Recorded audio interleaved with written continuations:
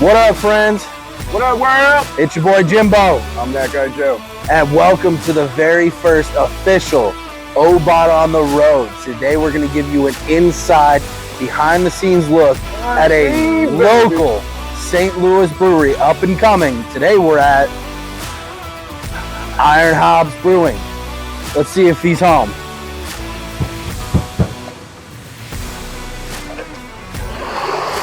Hey, what's up, man? What's going on, man? Come on in. Welcome to Iron Hops. Ladies and gentlemen, this is Chad. He has graciously invited us out to Iron Hops Brewing today.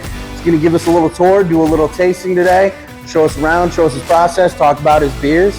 So let's get into it. What's going on? So, here we are, the official One Beer at a Time podcast, episode 100. We saved it for you, bro. Episode 100. This is 100, the official 100. Our first behind the scenes. I can't think of a better way to do this, man. Yeah, man. Glad you guys could come out. Fuck yes, dude. Super glad you invited us out, man. This is awesome. So, you guys, if you go out to the YouTube channel and check out the tour that we did, had Chad explain some things to us, but now is the fun part. We're going to taste some of these beers. So, Chad, what are we starting with? So, we're going to start with my Weizenbach. Like I mentioned earlier on the YouTube section, I went to school in Germany, or part of my school is in Germany. So, once again, kind of a tip of the hat to my German teachers. I wanted to bring a wheat beer into the market, but I didn't want to do your standard Hefeweizen that I feel like a lot of other breweries do. Yeah. I feel like a lot of people are just used to ordering a Hefeweizen, throwing some kind of citrus in there, whether it be a lemon or an orange. And I really wanted people to try it before they wanted to, throw a piece of fruit in there. What's kind of fun about this guy, he's going to have a nice clove banana characteristic to it. But it's super light, super easy drinking. It's fucking good, man. I love this. We just had, was it Maplewood? That had the banana flavor to it. What was that called? Oh, yeah. I don't remember. That was on one of the shorts that we did. Yeah, I looked for it, couldn't find it. But that's why I said when we did that, I was like, good luck finding this. That's why I bring it up, because we had that. I was talking about a beer I'd had in Cincinnati, which is a big German town. There's an old brewery there that's been there since my parents were kids called Moorliner. And I love that banana note when you have a good Weizenbach, a good German beer that has that banana flavor. And God damn it, I don't have to find that Maplewood beer anymore. No, man, this is great. I love this. I love German beers. This is honestly one of my new favorite, especially summer beers. Like I said, I've been searching for years for something to match that Cincinnati beer. This matches it and exceeds it, especially because it's local. I don't got to drive to Cincinnati to get it. It's a little bit sweet. The malts aren't a little bit sweet. It's a little bit floral, but that's part of why I like the German flavor so much, because it's not like how we do a lot of them. It's not any hard direction when you start talking about sweet, floral. Yeah. They're not overdoing anything. And how many ingredients are in this beer? Just right, man. So I kind of pride myself in the fact that I'm an all-grain brewer. So I mean, this beer, Reinheitsgebot, it's yeast, grain, hops, water. How do you say that? I've never gotten it right. How do you say Reinheitsgebot? Reinheitsgebot. We're gonna have to learn some German. At one point in my life, I knew conversational German.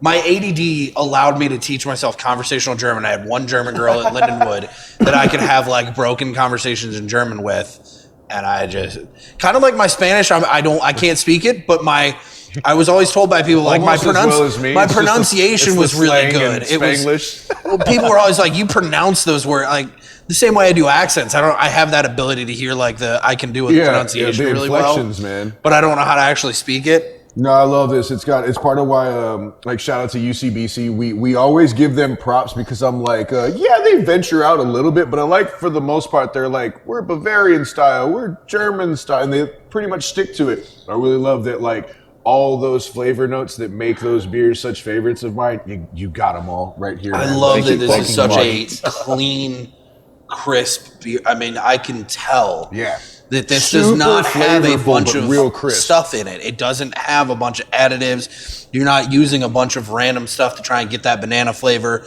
any of the spice notes on the smell. I love that I can tell that came naturally through your brewing process. Yeah, and the flavors open up a lot. It makes me want to just I keep drinking more and more. So guys, what I love to hear. when you go back, if you watch the YouTube section, but we're going to mention it again. So you officially opened in February? Beginning of February. So beginning of February. So it might still be a little bit hard to start finding some of this stuff. I know that you can find it at Beer Sauce in Baldwin.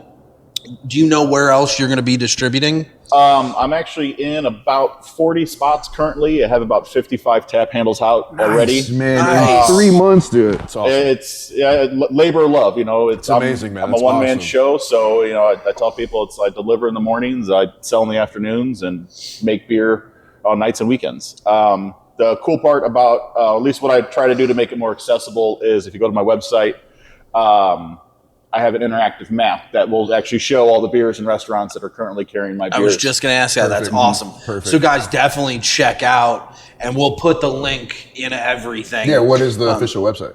Ironhops.com. Oh, okay. Which, by the way, your website's pretty dope. I did some stalking on you before we came out, and your website's pretty legit, man. I really like it. Thank you so much. Yeah. So yeah, we will put the links on everything, but God damn, man, it's great. This I'm trying to keep my language as clean as possible. My dad wants to watch this. In our normal episodes, my dad is not watching. Well, fucking A. Thanks for tuning in. All right. So you went to school in Germany to brew, or you just went to school in Germany and then started brewing? So I guess a little bit about my background. I spent 25 Go years. Statesman. Go Statesman. Go Statesman. St. Louis guy, born and raised, went to Webster Groves. Spent about 25 years in the restaurant industry. I'm a first level sommelier, first level cicerone. Stepped down from running restaurants and went and got my diploma. So I went to Siebel Institute in Chicago, and I went to Doman's Academy in Munich, Germany. Okay. So not to interrupt, for those of us, because we do this show a lot for casual beer drinkers. You might know what a sommelier is. That's a wine, but cicerone is basically a sommelier for wine. So for beer. For beer. Got my words mixed up there. Yeah. So cicerone is basically a sommelier for beer. Do they have different levels of sommelier like they do for cicerone? There's 4 levels of the sommelier, and there's 3 levels of the cicerone. What level are you? Are you level? I'm the first level on first both. level. I think I could get that level 1. So is that the top level, or is that? No.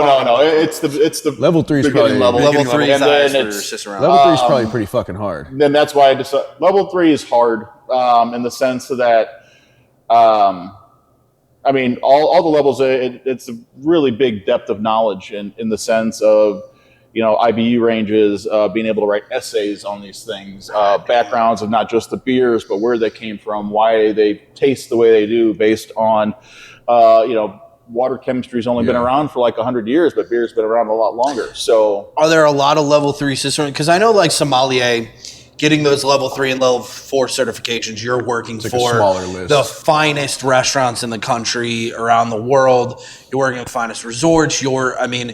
But there is not. We're getting. Beer in the last 10 years has been growing exponentially, and I love it. It's part of why we do what we do. Chemistry is not my thing, so but we love this. But you're not going to restaurants yet, I feel like, and they're pulling out. Here's a fine Weizen, a 2013 Weizenbach. So, what do you know? Kind of like how many level 3 cicerones there? Or what do you do with it? I want to say there's probably. Last time I looked, somewhere around the 175-ish. Wow. In the world. Wow. Holy shit. It's been a few years, so the numbers might have grown since then. Since I've looked. Yeah, but it hasn't quadrupled, right? It's not like 5,000. Yeah, that's still a pretty small list. That's crazy. Yeah, so it's got to be kind of hard. Yeah. Oh, it's very, very difficult. It's not just a test of knowledge, but like I said, you have to write essays. And it's not just beer knowledge. It's where those beers came from, why they came, based on what was around them at the time. This area couldn't make a traditional lager because it naturally had hard water. which Right. stops hops from doing its thing. It kind of acts as a buffer. So man. those lagers come out tasting a little different, which is why. I bet you learned some crazy beer history. Yeah. Oh yeah, I and was the just cool thinking part about was that is from that part of the world. Oh, as yeah, old as beer is and stuff. I'm like, oh man. Oh, and being Yeah. able to bounce ideas off the head brewers for those breweries that are still up and going. They've been going for years. Fucking awesome, dude. I love it. I'm just fascinated with it. So you went to school in Germany. Did you get to kind of tour Germany and do a lot of beer tasting? Was that did. a big part of it? So after we graduated, they took us on a 2-week brewery tour. So That would be awesome. A 2-week brewery tour through Germany. Oh, it wasn't just Germany. So it was all over Germany, Belgium. Okay, so Europe. A Western 2-week trip. Europe. Well, like it was just. I mean, I guess those two countries. You're old Germany, school. You're Germany, Belgians. and You're Alsace, Germany. France. Was Okay. areas where- Yeah. But I mean, we That went would be to awesome. 2 different places a day for Amazing. essentially 14 days straight. Fuck yeah, dude. All right. So I think I've already made the decision. Bucket list. I mean, I've seen the Hallertau, where all the hops come from in Germany. Gone through all cool. their manufacturing facilities, tank manufacturers. Where I see tanks literally as wide as my brewery is tall. Holy shit. Yeah, that's amazing. So I think I've already made a decision. If we ever get picked up, we ever get to do that 2-week Germany tour. We're taking Chad with us. Right. You'll be our guide, bro. I'll show you a good time. No, I love this brew. If we were gonna rate it, there isn't. There's no too many doubt in my other- mind There's that not this too many is- other brews like this readily available for us around town. This is a fuck yeah. For Yeah, me, dude. absolutely. Fuck yeah. This is again one of my favorite beers that I've had in a while. I'm a big. We've talked Hits about it. all the notes, And we'll get to it when we try your IPA. We're big IPA guys. I love those. But being such a beer fan for the last 10, 15 years of my life, I've had a lot of IPAs. We talked about it before the show, that, kind of the old school, the last 10 years, 10 years ago, 12 years ago, when craft beer was really blowing up. If you didn't have a really hoppy IPA, no one really cared what else you did. Right. And I like that we're getting to the point where more craft beer breweries are doing non-IPAs. This is one of my all-time favorite non-IPA beers that I've had in a very long time. I can sit and drink several of these. Yeah. And I won't get tired of the flavor. You know what else? It's clean, Side it's note. crisp, no additives. I keep thinking of how good this would be with a lot of different kinds of food. But Chad, do you have any bread? recommendations on food for this pairing? Oh, For pairing 100%. this beer? I mean, pancakes. Yeah. I mean, everyone likes Nobody said, hey, I would yeah. say we need to infuse beer into syrup. I've been saying I was that for a just little I was while. just gonna say Here's banana one thing. bread In my breakfast. house, it's pancakes with peanut butter and syrup. Add the banana character to this beer on top of that. Oh yeah. Delicious. Anything with caramel notes, too, Yeah. also really good. So we're gonna set up an Iron Hops brunch. Yeah. Hey, that'd be fuck is kind of gonna happen? interesting. Everyone likes like, steaks and eggs. We'll come Everyone up. likes We'll come steaks up with the and eggs. menu. We'll cook the shit. Yeah. That's Yeah. So we have. and I'm not just, by the way, I'm not just tooting this horn because we're here in I January. love this beer. Like I just said, that's why I brought up the Moorliner and the Maplewood, because I told you, if you go back to our previous Yeah. episode, I've been wanting this. Yeah. I've been wanting this beer, and I didn't know Chad made it. This is awesome. Yeah, man. We have like a loose, silly 3-tier rating system because we're gray area people. We can't be definitive with nothing. And also, it also our stems fuck from our fuck yeah is basically like, this is an obvious winner. I have to get more of these. I want to go out and spend my money. Money Like, on I want it, to drink seek it this again. out. Yeah. Like I want to go and buy more of this today, tomorrow. Like I want to share this with people. You know, thank because you can have a really good beer that's like, hell yeah, I'll drink the hell out of this all the time. But then there's some where I'm like, where the fuck can I buy this? Yeah. Where are they selling this at? This doesn't taste like anybody, and I love Yeah. it. Where can I get some of these? and then kind of our mid-tier ranges, okay, and that's kind of our widest range. Is you're okay because it's where It's not bad. That's if not I a bad see it on a thing. menu Most of the brews somewhere, fall yeah. in the okay realm. If I see most it- of them yeah. do, they do. I think I feel like to survive in today's craft beer climate, you have to have at least a beer that falls for us in the okay range, because otherwise, and granted, people's tastes are different. we've had some sours that were like, okay, and we'll give it that because I recognize that if you're a sour person, this is probably a pretty solid we try beer. to be real about that. We haven't had a sour that I've liked yet, but I don't like sours. I don't like sours either, but we've had a few, the pie ones. We'll have Pie some where it's like, Felicia, hey, you know what? I can't act like this is a shitty brew. I just don't love sour that much. Right. But I can promise if you're a sour person, you're going to like this. Right. You know. So, and the other reason we do this rating system is we're everyday guys. I know from having been into craft beer as long as I have, if your eye taps around, we had the Flying Saucer for a while. But like a lot of those places, or even up at Beer Sauce, we heard some guys do this the other day.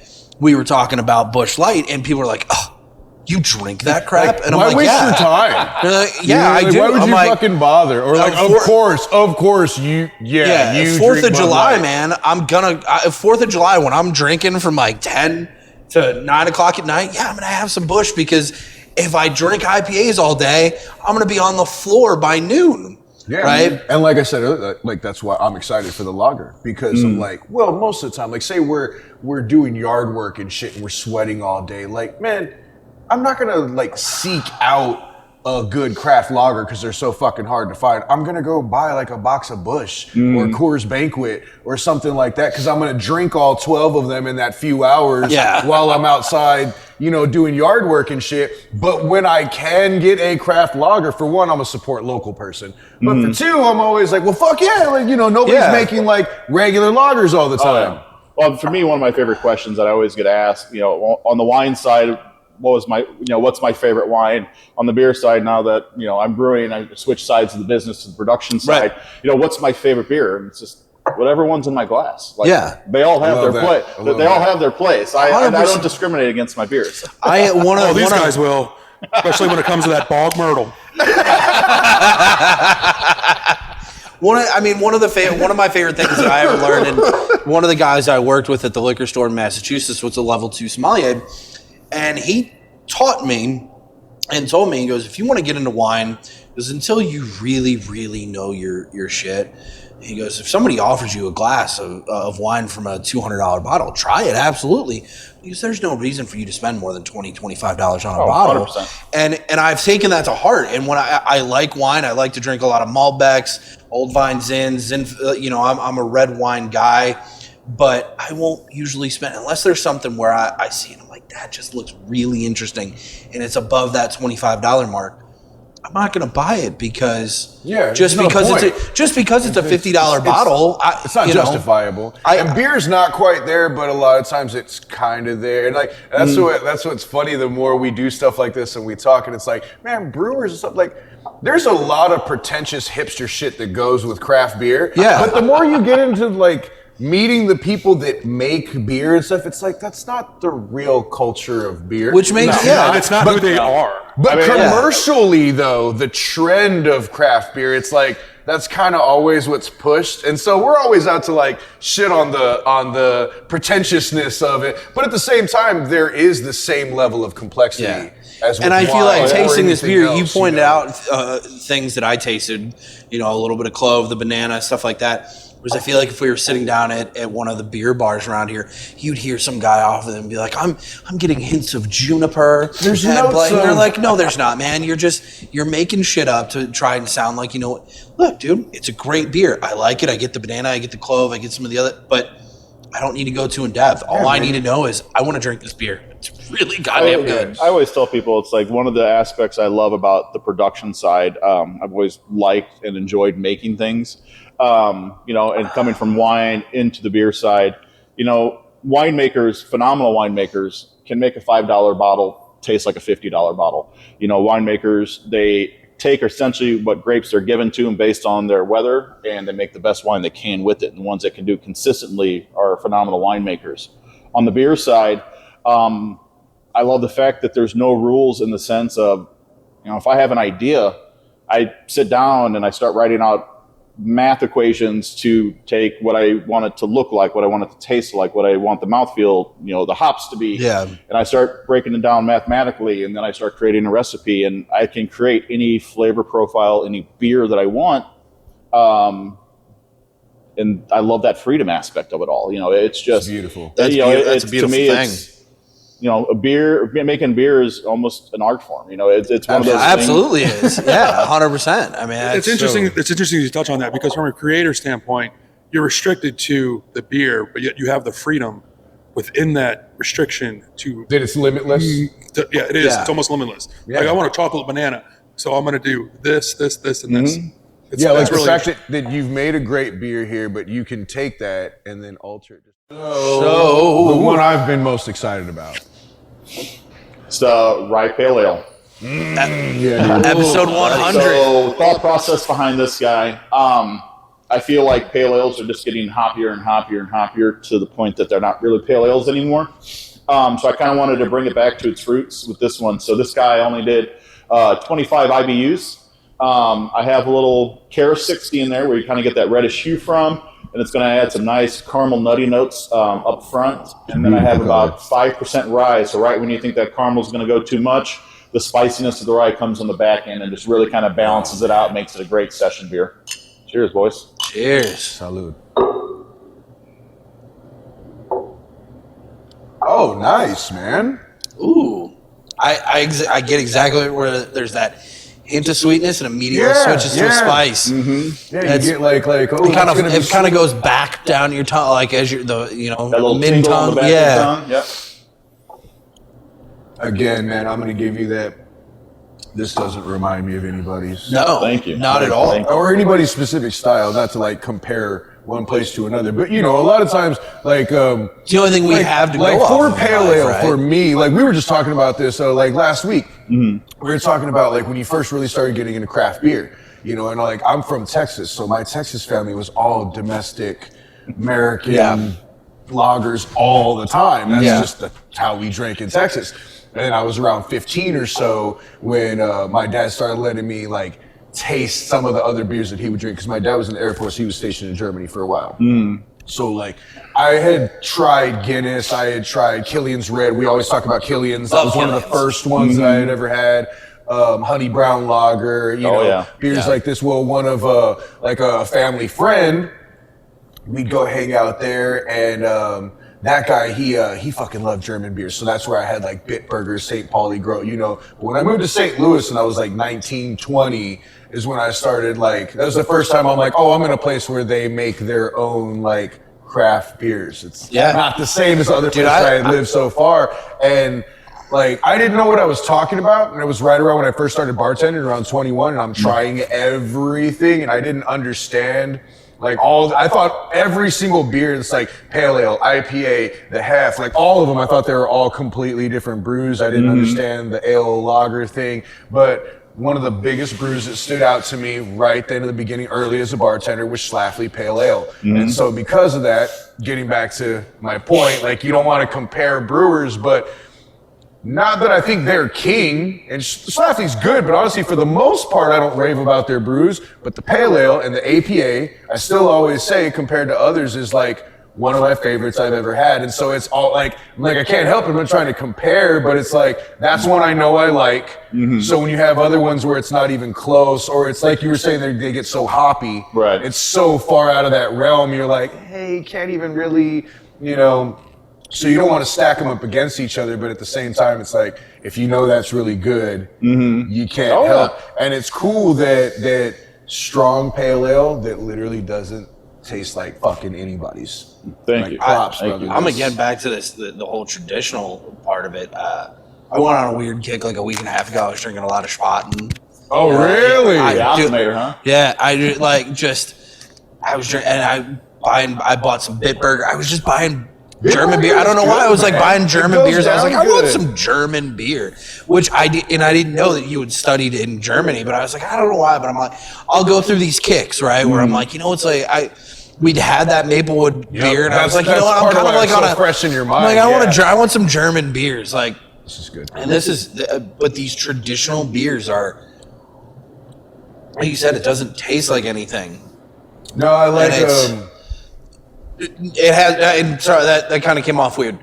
It tastes like something. It doesn't taste like anyone else. Yeah, it has its flavor profile. Like, dude, that's kind of like What's cool too, I think you got that balance nicely, because this is another beer that's really, really drinkable. Like, I can fucking put down 6 of these. I like pale ales, but also I feel like the malt, the spice, I feel like you could have gone harder in one of those directions. I could have.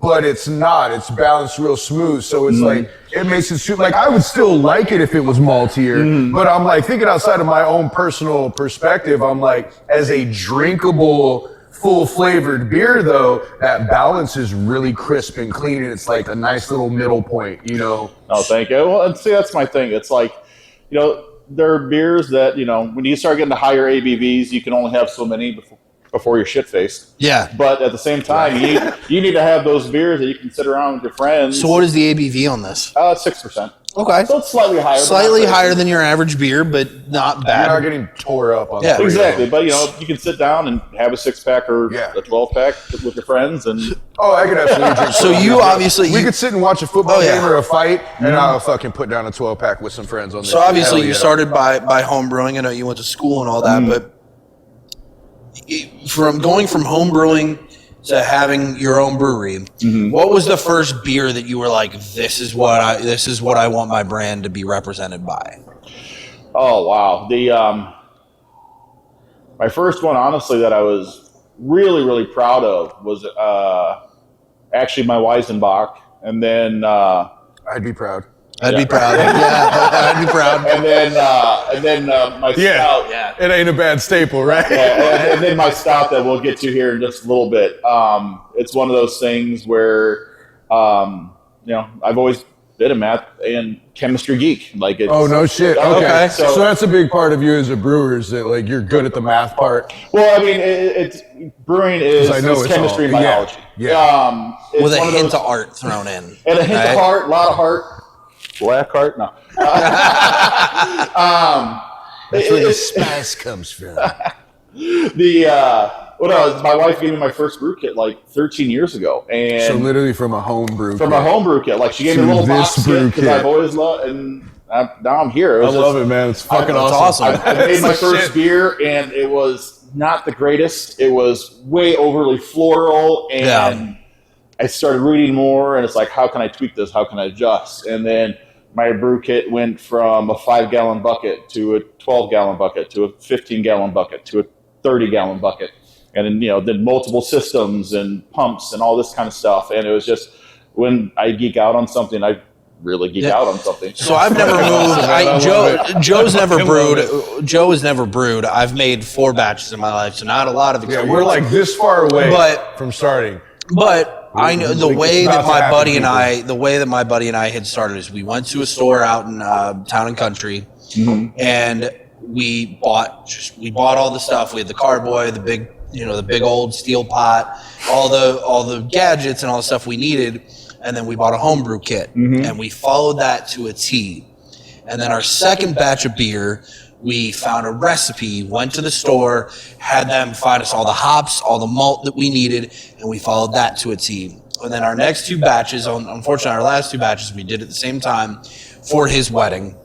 And what we did was we found 2 recipes that we liked, and then we tweaked them a little bit. Neither one of us are big chemistry or math nerds, so, you know, we are more on the creatives of like, hey man, like what could we do to kind of the additives thing. Like, we weren't going to make the flavors we made going purely on just grain, right?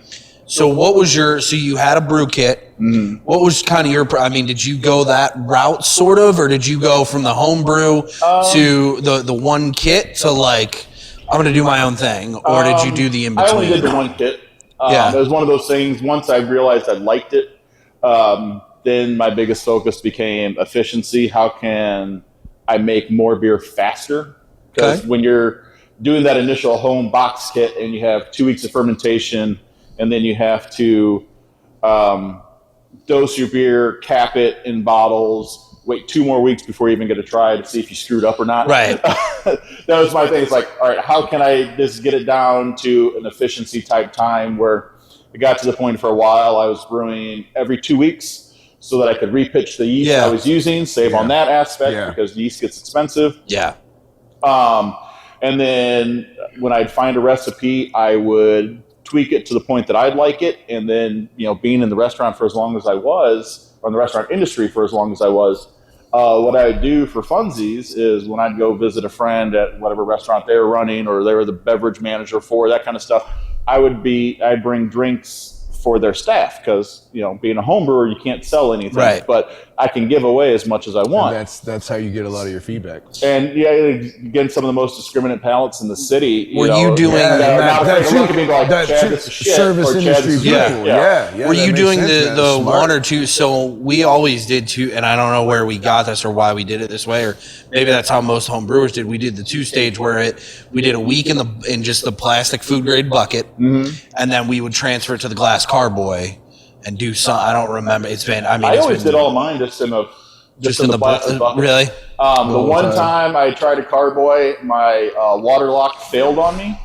and I'll never forget, because I had it wrapped in the towel to keep it dark, because beer is very photosensitive, and I had it sitting underneath the table because the ambient temperature of my house is where I wanted the yeast to be fermenting at. And I was upstairs on the computer, and all of a sudden I hear a shotgun go off. Oh shit! I know what you're talking about. Upstairs, and the water lock had gotten clogged, and it exploded dry hops and because I was dry hopping at that point. Ooh. It exploded everything underneath. Like, I was scraping hops off the bottom of my table and trying to clean all this stuff up before my wife got home. Fuck. It was a big This is how you earn your stripes, friends. So, so you're familiar with the bucket 2 carboy? You never did that. Why did we do that? What was the purpose of that? I honestly don't know. You start a secondary fermentation when you do the transfer Okay. aspect. It's on a commercial scale. I guess the closest thing I feel like they call it is burping your tanks. Okay. So the way my tanks are set up is I come in every morning and I open up the valves just a little bit to shoot out what yeast is sitting there, because what people don't realize is, as yeast is done doing its work, whether it's been too old or whatnot, it settles out of solution. The stuff because most yeast cells can only multiply so many times. So when it's done, it essentially dies. If you don't burp your tanks and remove those cells, essentially you have a rotting organic matter that's inside your fermenting beer. Oh, okay. That makes sense. Grow all flavors, that kind of thing. Okay. So I come in and they call burping your tank. You burp your tanks every morning, remove just that bottom stuff to make sure that it's never sitting on organic matter that's not doing its thing for too long. Makes sense. That was how we were taught, and it was like, well, I guess that's what we're doing. Let us note the fucking lacing on these glasses. Yeah. I've been paying attention to it, and I'm like, yes, it's very, very pretty. Chad, I have to admit, man, I've been very impressed with the IPA and now the Weizenbach. Oh yeah, you're on that Weizenbach. Yeah, I'm one behind you guys. Yeah, I'm very impressed with both of them so far. Thank you they are so much. both really good beers, man. They really are. This is another brew that's really good with a lot of food. Actually, I can see this being good with a lot of tacos. I mean, Tacos, this is barbecue. I was just gonna say, this is something I would put out next to my grill. You guys are drinking the IPA right now, right? No, we're drinking the pale ale. Rye Okay, so now I gotta Rye get on now. that. I gotta get on that train. And it's cool too. Like, you accomplished something nice too, because rye is fucking spicy, man. It took me a lot of years to actually like rye whiskey. Sometimes it's a little bit too hot, and I don't love it. But for the most part, I like ryes now. But yeah, I definitely noticed that, like, a lot of times you'll pay for stuff like that from a brewer because they're like, well, we put time and effort and money into this, and it's like, cool, I'll pay for it, but you're like, it's not that fucking great, or it's got too much of this or too much of that, you know. A little rye goes a long way. There's just like that 100%. little spice that's nice. It's complimentary. Yeah, it's very complimentary. clash. This would go I really think, well. Like I said, I think in this grain bill, rye only makes up 5% of it. Okay. So it's a very, very small He amount. said you get that roll. Yeah. Where it rolls from that sweet to that spice. You know what? This is a good charcuterie beer. Oh, there you go. I mean, I'm a basic white girl. I love a charcuterie board. That's partially why I said that too. I knew you were What gonna run with pairings it. do you have with food for this one? Oh, burnt ends, barbecue. That's one of our barbecue is one of our It's a specialties. I barbecue mean, brew. you know. Yeah, it's not the lightest beer, like you're just pounding it down in the heat of sitting outside with the barbecue. No, but like the caramel spice smoke notes, flavors, like the seasonings and stuff. Yeah. You know what? And maybe you would be offended by this, but I bought one of those cocktail smoking kits during the pandemic, and we smoked literally everything we could. I would actually we were smoking beers, man. Yeah, and I would actually. This is something I would love to just try cold smoking it just to see what happens. I mean, we cold smoked like some Budweiser, some like heavy lagers, just to see what happened. And we used on the Budweiser we used Beechwood because that's what they use. And it was actually really fucking good. I think this beer would make a really good marinade too. Yeah. No, I can see that. Yeah. Definitely. Like chicken, white meat. My only problem with marinating with craft beers, I don't want to waste it. I know. It's hard.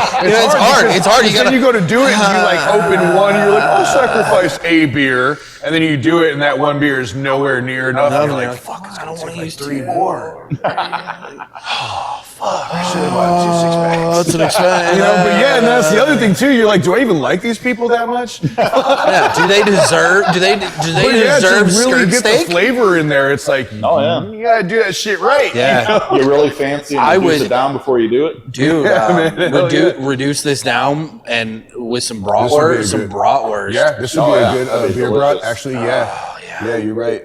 You do your beer brats with this beer, and then you drink that Weiss on the side. Drink the Weiss on the side. Yeah, that would do it.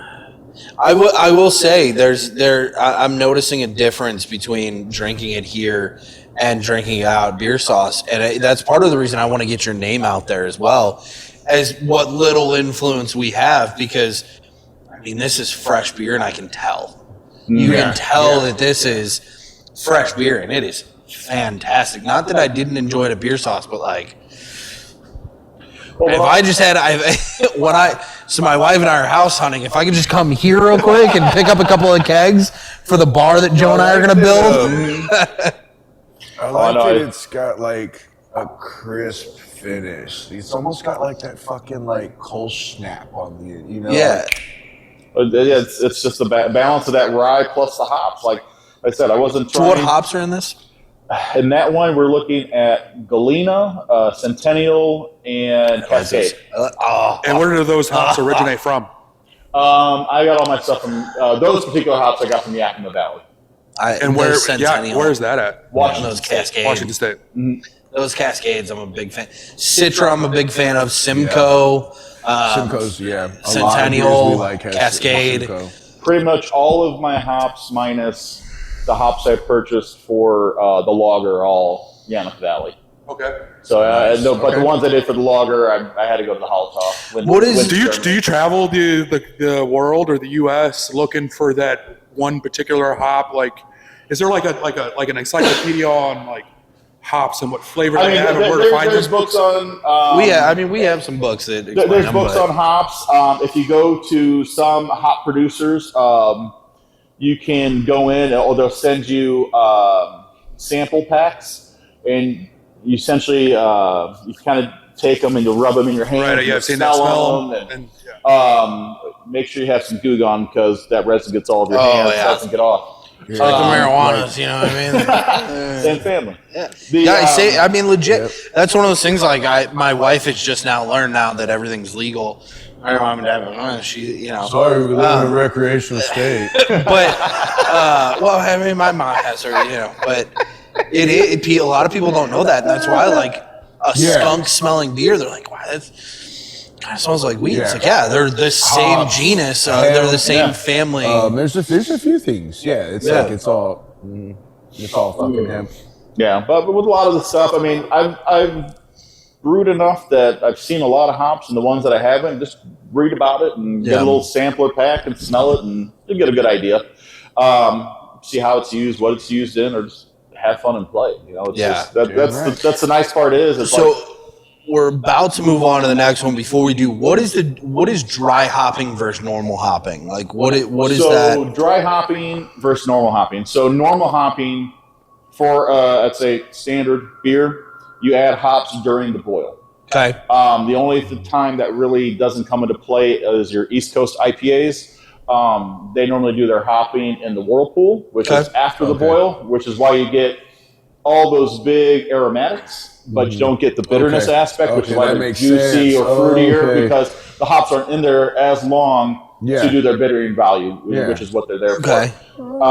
And then dry hopping is, so we saw those beers on the YouTube channel that are in my fermenter right now. Yeah. Partway through their fermentation process, I'll pop the top off, and I can dump dry hops or cone hops in there, or pellet hops in there. I got you. And that's considered dry hopping. Do you use any pellet hops, or is it all whole hop? So I use all pellet hops for the brewing aspect. Most people only use cone hops for the dry hopping side, because you get to capture more of those oils that you're looking for in the dry hop aspect. Yeah, those actual resins. Exactly. So for those of you who don't know, there are different ways to get hops, and pellet hops legit look. I mean, they look like hamster. Common, right? They look like hamster food. You get the most efficiency. Yeah. It legit looks like those Traeger pellets. Yeah, it looks like Traeger pellets. It looks like hamster food, gerbil food. Yeah. And then cone hops would be your actual. It looks like a bud. It's a nug. Yeah, it's a nug. Actual. It's a hop nug. Fucking Yeah, nug. it's a hop nug. It's a hop nug. You can smoke it, but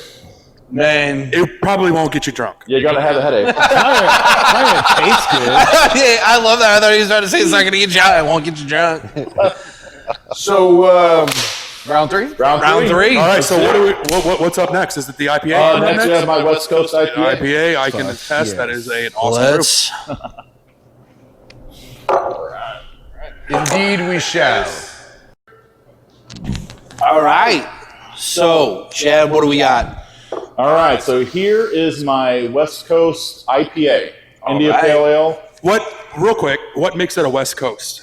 So West Coast, you're going to have a lot more of the hop character in the beers itself. When you look at East Coast IPAs, those tend to be what they call late addition hops, or hops that are added in the whirlpool, where you get the aromatics of the hops, but you don't get a lot of the bittering value, which adds the balance to the beer.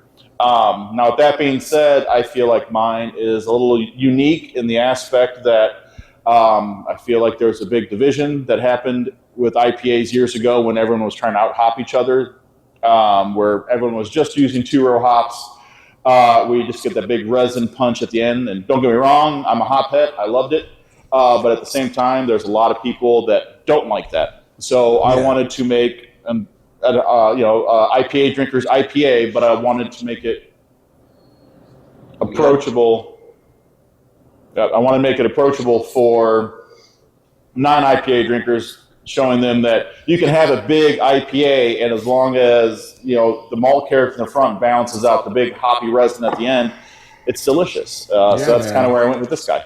That's a big thing of what we push a lot to people too, because hey, I get it. There's a lot of really hoppy IPAs, and like you said, a hop head, so we fucking love them. But I also recognize that for a lot of people, that's why you hate IPAs. Yeah. Okay, fine, but that doesn't mean that you hate all IPAs. But for a lot of people, they try a real hazy or juicy, super bitter IPA, and then they never just want to try them ever again. This is one that it's like, check it out. It's fucking worth it. The balance is really, really nice on this.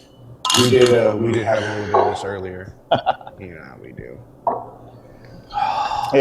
This is not our first time trying this, actually. But no, like I said earlier, it's the big thing that stands out to me right away is it's a little bit malty. Because right when I'm thinking that's kind of malty for an IPA, it immediately hits the back end. We're like, oh, there's the hops. Oh, there's the okay. Mm-hmm. Nice, real nice balance on it. Props to that, man. I like it because this is one where I can tell, as a brewer, I'm like, okay, you could have made this much hoppier if you wanted to. I'm like, this is crafted nice. Yeah, it's real drinkable. If you wanted to, you could have loaded this with hops whenever you wanted at any point in the process and just added a bunch of crap to it. But I like the subtlety. I seem to find this through line on your beers so far, and it's the best way I can put it is subtlety. Mm-hmm. That a lot of it is subtlety, and I think that comes from your process of being an all grain brewery, so where you're not adding a bunch of stuff that's unnecessary. You're not adding additives. You're kind of sticking to a traditional brewing style. And I love it. It's very unique to St. Louis. It's not something there's a lot of in St. Louis, and I can't speak to other cities that, like I said, we've tried.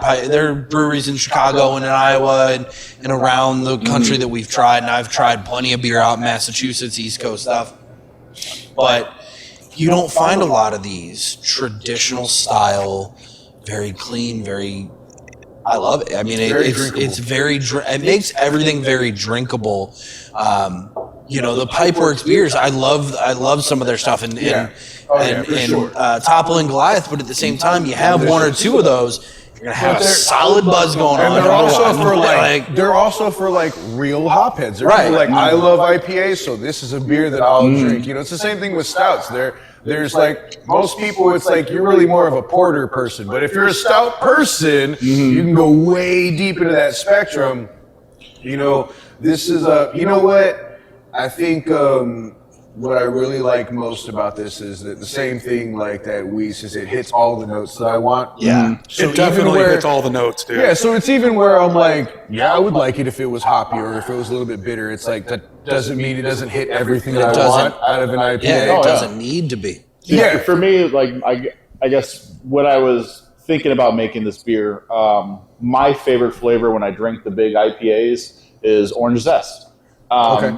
So I tried to build it around hops that would give me that big orange zest characteristic. I mean, you're going to get other lemon lime notes. You're going to get some tropical fruit notes. But there's something about the bitterness with orange zest that I've always loved about IPAs. And back to what I just said, I love that you can taste the orange zest. I'm getting the orange zest, but there's no actual orange zest in there. No. And that's not an additive. It's not an unnatural ingredient. Yeah. Well, we've had plenty of beers, and I've made a beer where we zested blood oranges into it while it was fermenting, and then you just make sure you strain everything, because zest is real fine, it's not going to wind up. But I love that you're such a purist and a nerd. I love that about you, where you're getting you're a nerd about this, to where you figured out how to get those flavors without having to add not zesting 100 oranges to get it into your 15 gallon. We talk about when we try to highlight a lot of times, there's plenty of brews that they got a lot of additives to them or flavors added,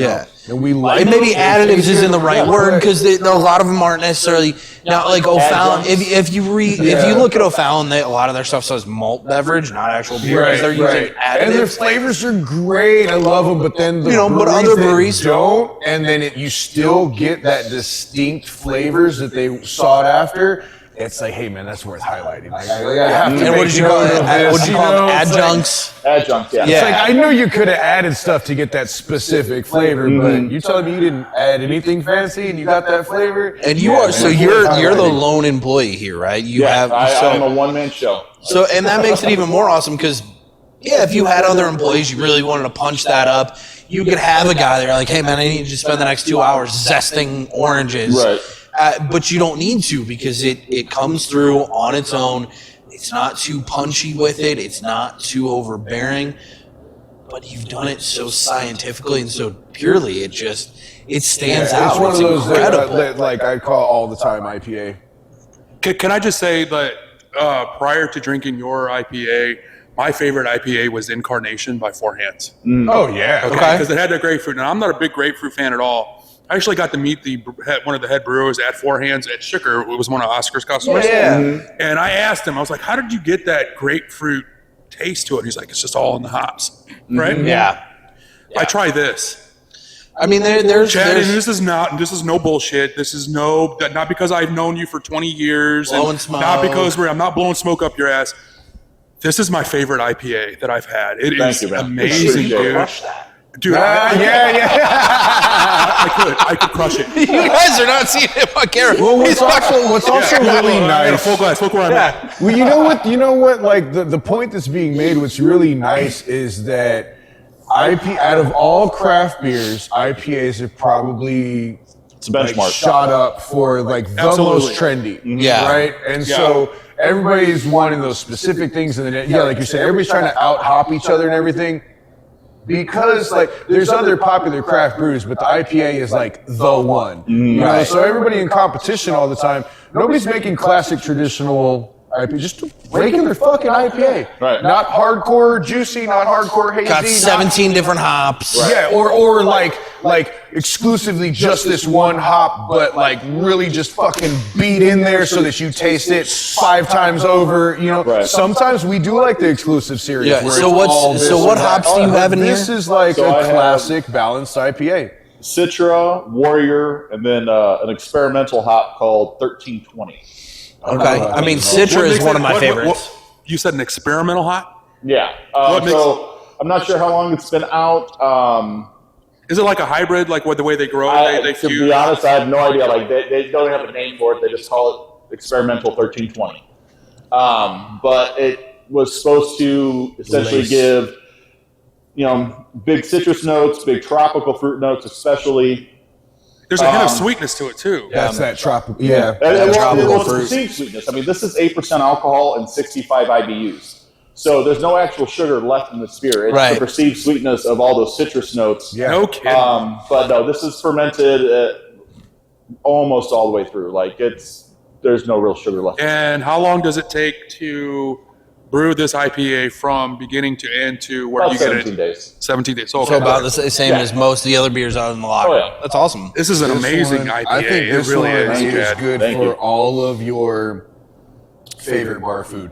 I know this beer would be fucking great with wings. This beer would be great with nachos. My first thought was fish with a little pico de gallo I was on just it. my I was gonna first ask you, thought what was fish pairings and do you chips. have? Oh yeah. What pairings do you recommend Oh for dude, a beer? caprese salad, fish, Yeah, fish tacos. the fish. That'd be yeah, really, tacos, oh my that'd be God, great. that'd be really cool. But I'm telling you, like regular bar food, your fucking Yeah. cider burgers and fries. And like I said, you you're- know, Oh, yeah, like- you had the citrus and the bitterness to counteract all the fat. that's- Yep. Yeah, Your man. fish and chip. I mean, this is going with a great British style fish and chips. I mean, it's. Dude, wing. I can fucking totally put. I this think. I down think with a any big ass honestly, plate of wings. and this is, and I don't even eat that many fish and chips, but I feel like a good standard IPA should go with that. It should complement, because yeah. even though it's called an All the India citrus Pale and Ale, hop, the all that should be history good of with- an India Pale Ale is actually not that it was born in India; it was born by British sailors, and it had to be a shelf-stable beer to go from Britain. It's an analgesic. Yeah,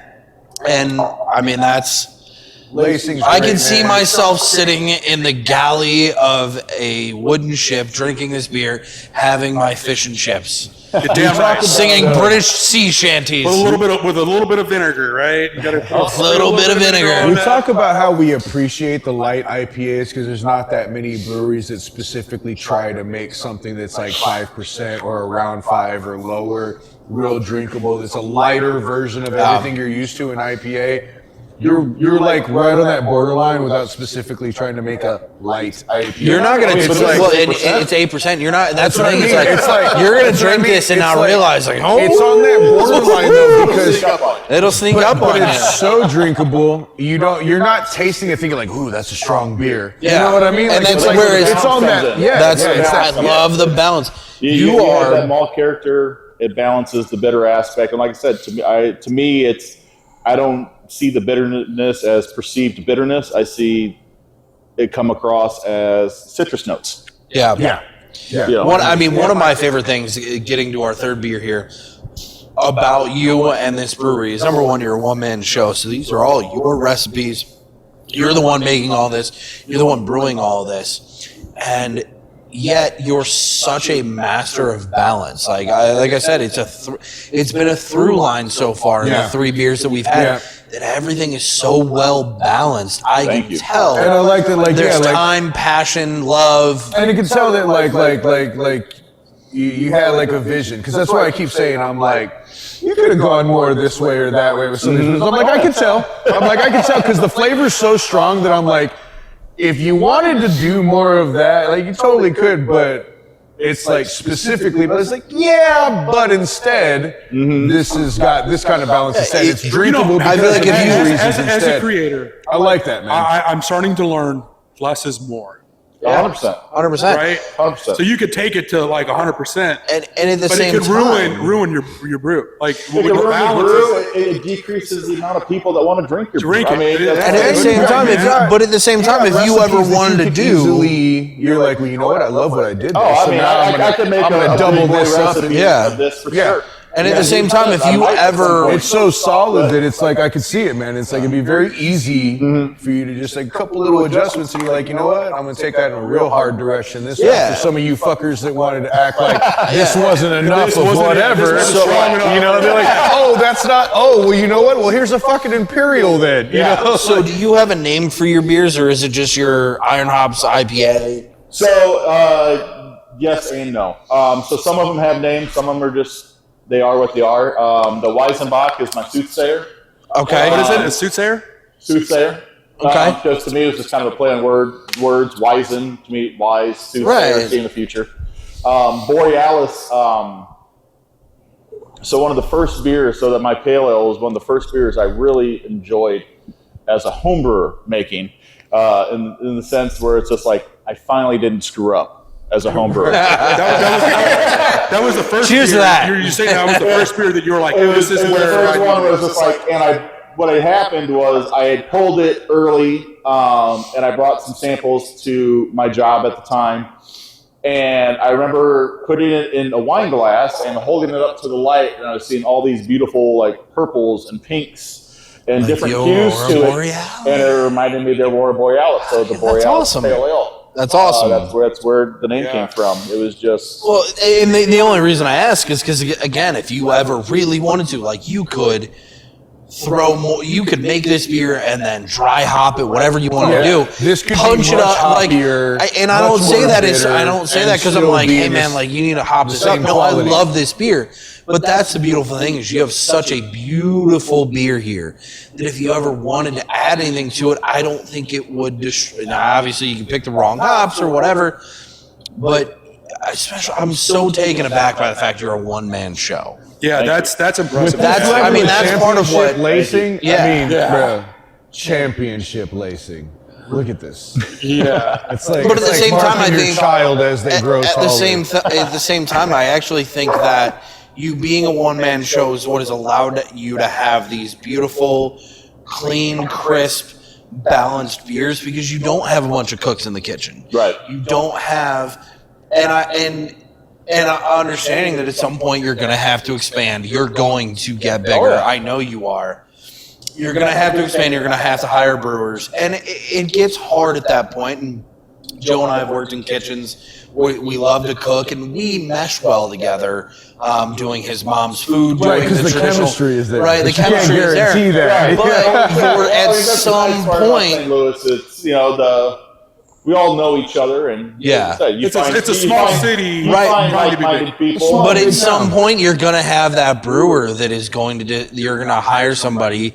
That's they're going to disagree with you, and they're going to want to add to your beers. Like every 20-year-old bartender. Right. It's mixologists. Right, a mixologist. They're mixologists now, so they know more than we used to know. One of my favorites is my wife has this friend that I'm not fond of, and just she thinks she knows everything about cooking and all this, and just kind of fuck with her. I go, so what's your recipe for guacamole? And she told me, and I go, okay.